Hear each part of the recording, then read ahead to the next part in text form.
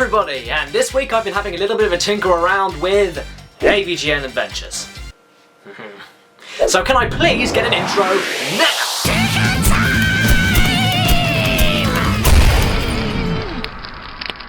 So, Angry Video Game Nerd Adventures, the true, major, official game based on everybody's favourite nerd. I don't need to tell you who the Angry Video Game Nerd is because, guys, everybody knows, and I'm pretty sure that the whole target market for this game has bought the game already, so maybe this review's a little bit pointless, but whatever. And you know what? James Rolfe is probably the sole reason that us comedic independent game reviewers even fucking exist today. And to honour the great man in celebration of his internet impact, his continuously growing popularity, and his upcoming movie, Freak Zone Games and Squirrel Attack decided to merge together and create a game based all around his infamous exploits. Now, Freak Zone Games were responsible for a previous video game adaptation of one of the worst movies ever made, Manos: The Hands of Fate, and I hadn't actually, to be honest, played that game before AVGN Adventures. And after I played it, it's a decent homage to the atrocities of the hilarious movie and just old Nintendo-based game systems anyway. And also, by the way, as most of you probably should know, I'm only 19 years old and I never grew up with any of the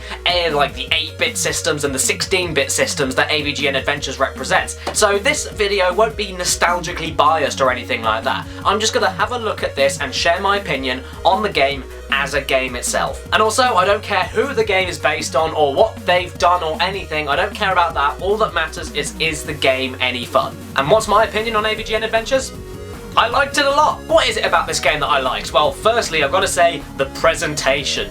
Good God, I love those visuals. The only word I can really use to describe it is just insane. There is tons of colour and vibrant detail thrown into every single themed stage of the game, in the backgrounds and in the foregrounds. And even when the most jumbled of enemies on screen, pixelated explosions, enemy projectiles, blood and guts flying everywhere at fast pace, for example on that one bit of the game when you're riding the super shark, the game never ever loses its smoothness. No matter how fast paced the game gets, it always remains very smooth and very slick, and it's just pure eye candy from start to finish. And that soundtrack, oh my god, it's also insane. It intertwines perfectly with the 8-bitted sound effects and satisfying as hell explosion and noises as you blast through every single stage. To be honest, presentation wise, it's just great all around. And talking about the smoothness of the visuals, the same can be said with the control. Minus 1 or 2 bits of the game where you have like no headspace at all and one hit kill death blocks all over the floor and you can't jump over them and you can't move and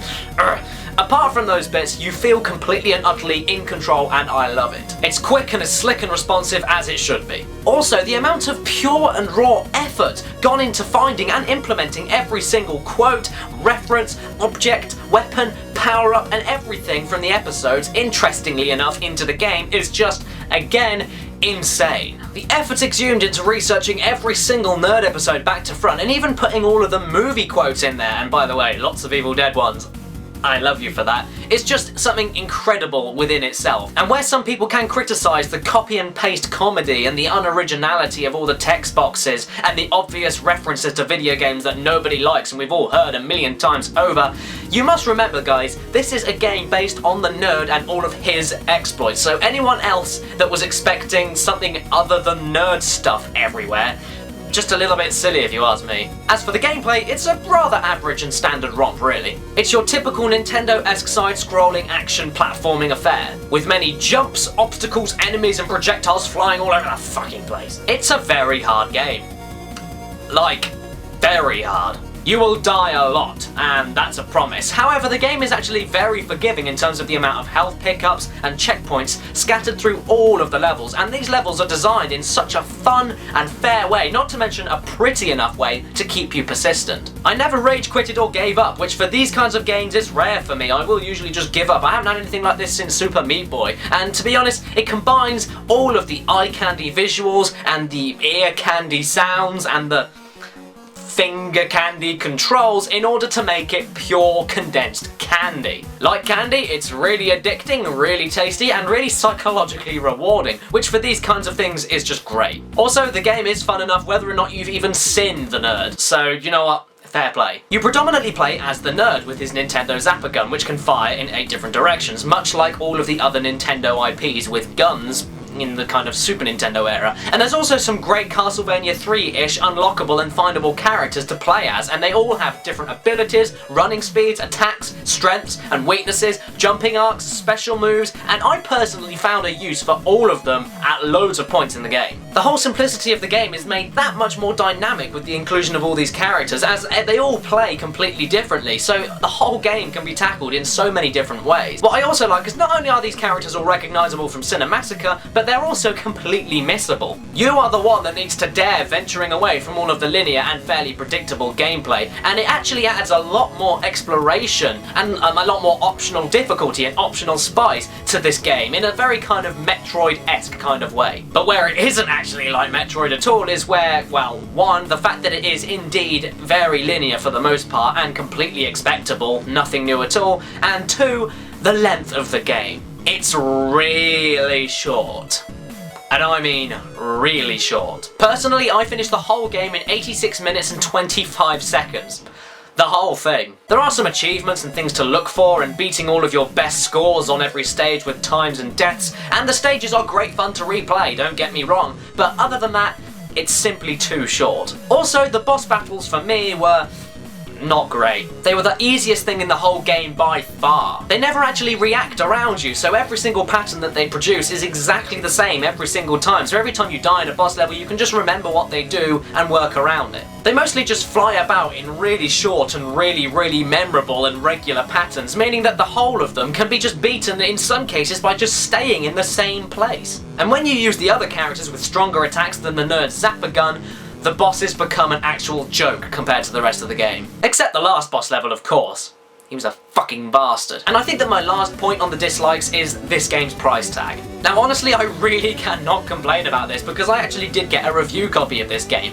Thank you very much, Craig from Screw Attack and Sam from Freak Zone Games, but looking back at what I had definitely played, especially considering its length at only 86 minutes and the fact that it is of course nothing new at all for video gaming, the £11.99 price tag is quite steep, especially with stuff like Super Meat Boy on the market, which give you so much more and it's just so much cheaper. Now honestly, I haven't really gone into much detail with the dislikes, but really those three things really smack the game in the side of the face and water it down enough to knock it back a few points. However, despite those dislikes, I have considered a few things, and firstly, when you go into this game, you need to remember that this is not only a homage to the angry video game nerd purely and generally, but also the awful games that he has suffered through. It's a game based around the things that the nerd has ridiculed and hated for all of these years, but processed into an actually playable game.